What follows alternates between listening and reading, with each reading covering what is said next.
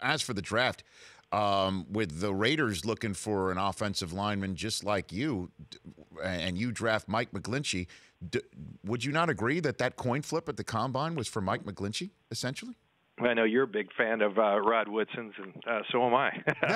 He was part of that coin toss. Yeah, he was. He flipped it, and so he's got a job for life. But that was important. Last year in my first draft, we saw going from pick number 2 to pick number 3 with the trade for the Bears, which I think is going to work out great for both franchises. But it's a big deal, particularly when you're picking in the top 10. I don't know where the Raiders were going after us, but I do know that we had settled on Mike McGlinchey being our guy, and we were sure thrilled to have the opportunity to add him to what we're doing here in San Francisco.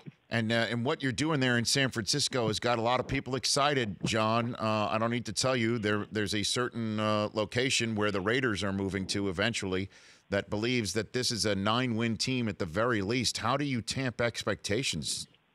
I know what we're doing right now. I'm looking out at our players on the field working out, and they're working really hard. And I think that's been the message is, yes, we did close last year extremely well.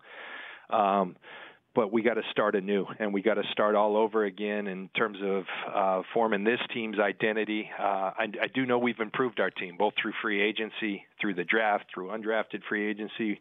We're going to be a better, more competitive bunch in terms of the pieces that we have, both in depth and cornerstone game-changing players. And so that's a great thing. I think we're more explosive. We're more dynamic. Jimmy's going to have a full off season under his belt of really understanding the offense as opposed to just being able to function for a game, which he did very well. And so I think there's a lot of things that have us excited, but it has not been lost on Coach Shanahan. He's done a tremendous job with the messaging to these guys that we have to start all over, and the work that we do and how we go about our work, we call it deliberate practice.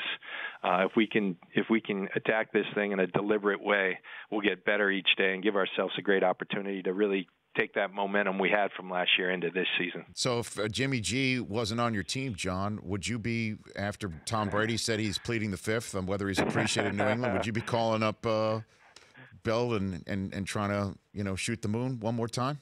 I'm just glad we have Jimmy G. I'm glad that thing worked itself out. Yes. I sure was glad as this draft was going on, as this whole process, that we in our minds have our answer there.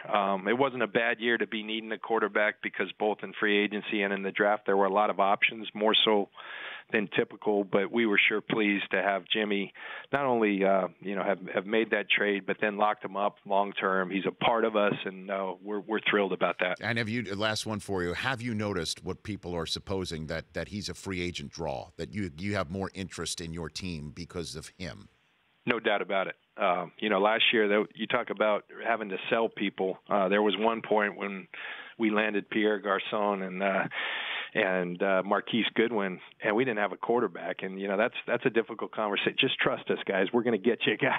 And fortunately, they listened and they believed in us. And fortunately, things fell our way with Jimmy, and we were able to land a guy. It is becoming a destination, and the way to continue to make that a destination is win football games, and that's what we're working really hard to try to accomplish this season. The Rich Eisen Show, weekdays at noon Eastern on Audience.